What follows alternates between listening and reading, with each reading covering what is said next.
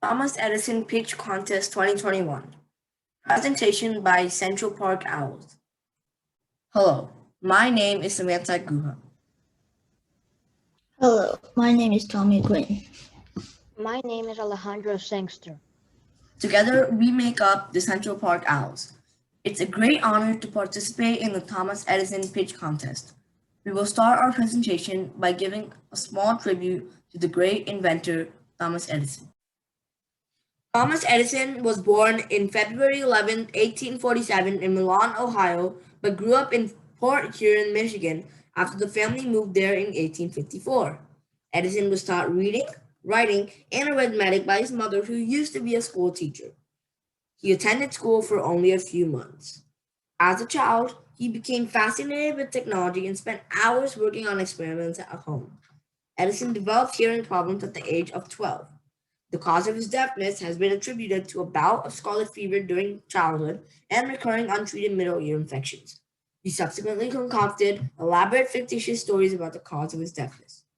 Being completely deaf in one ear and barely hearing in the other, it is alleged that Edison would listen to a music player or piano by clamping his teeth into the wood to absorb the sound waves into his skull. As he got older, Edison believed his hearing loss allowed him to avoid distraction and concentrate more easily on his work. Thomas Edison began his career selling candy, newspapers, and vegetables on the trains running from Port Huron to Detroit. He turned a $50 a week profit by age 13, most of which went to buying equipment for electric and chemical experiments. He became a telegraph operator after he saved a 3-year-old from being struck by a runaway train. The 3-year-old's father was so grateful that he trained Edison as a telegraph operator. Edison's first telegraphy job away from Port Huron was at Stratford Junction, Ontario, on the Grand Trunk Railway. He was held responsible for a near collision. He also studied qualitative analysis and conducted chemical experiments on the train until he left the job. Thomas Edison's inventions include the phonograph, the film, movie camera, mimeograph, kinetoscope, electric pen, phonomotor, kinetophone, vacuum diode, carbon microphone, kinetograph, and the most beneficial for mankind, the incandescent light bulb. Thomas Edison inspired us with his desire to keep inventing and the fact that he never gave up. These quotes from Thomas Edison really inspired us. I have not failed. I've just found 10,000 ways that won't work. And there's a way to do it better. Find it. Whenever we felt like wanting to give up, you kept these quotes in mind and persevered. Now, let's talk about what we invented. Our invention is a bracelet that monitors your heart rate and beeps when it is at an abnormal rate to avoid any accidents and mishaps. In general, an abnormal heart rate is less than 60 or greater than 100 bpm. In a resting position, if the heart rate goes abnormal, then the buzzer will beep. Project materials: PCB, heart rate sensor, battery clip, 9-volt battery, buzzer, Arduino Nano.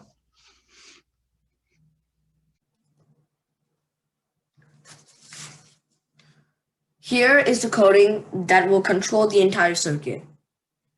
In our setup, we have the buzzer, which is connected to pin 4 of the Arduino, and the heart rate monitor, which is connected to pin A0.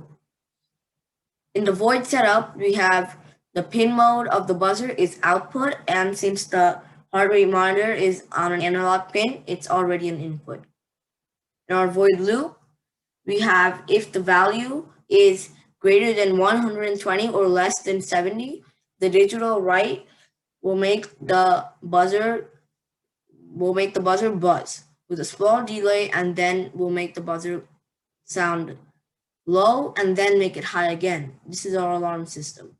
If the value is between 70 to 120, the buzzer will not buzz.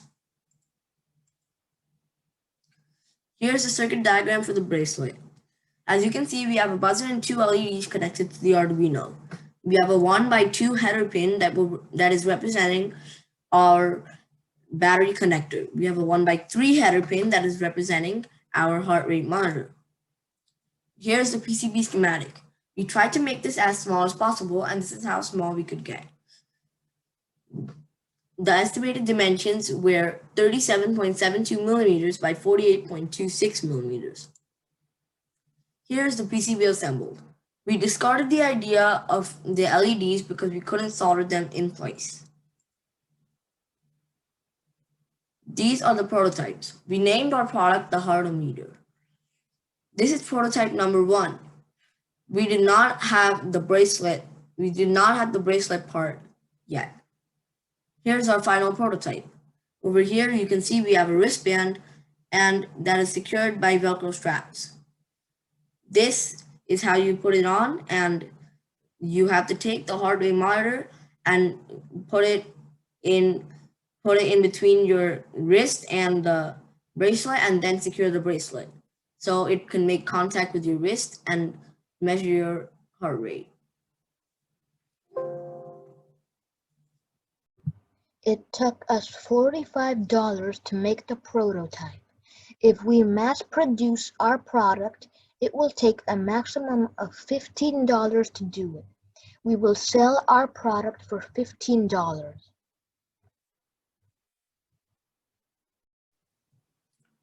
Marketing.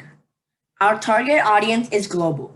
We built this Hardometer at a cheap cost so that everyone, starting from lower income groups, can afford it. Our purpose is to make this device available to anyone, from kids to aged people. Anyone from kids to old people will be benefited from our device. According to our research, more than 800 kids drown every single year. And this is just in the US. If this is just in the US, imagine how many kids drown in the world every single year. Our device will alert the kids' parents that the kid's life is at risk, and the parents can rescue their kids before it's too late. Also, tons of old people die of heart attacks every year. Our device will let their family members know, and their family members can get the old people to the hospital quick enough that their lives can be saved.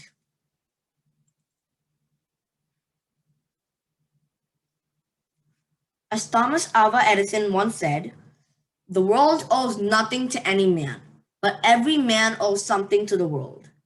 We follow this saying by our hearts and want to pay our small contribution to the world. Here are the team members who made this project possible: Alejandro Sangster, Samantha Guha, and Tiancheng Quinn. Thank you for watching this presentation by the Central Park Owls.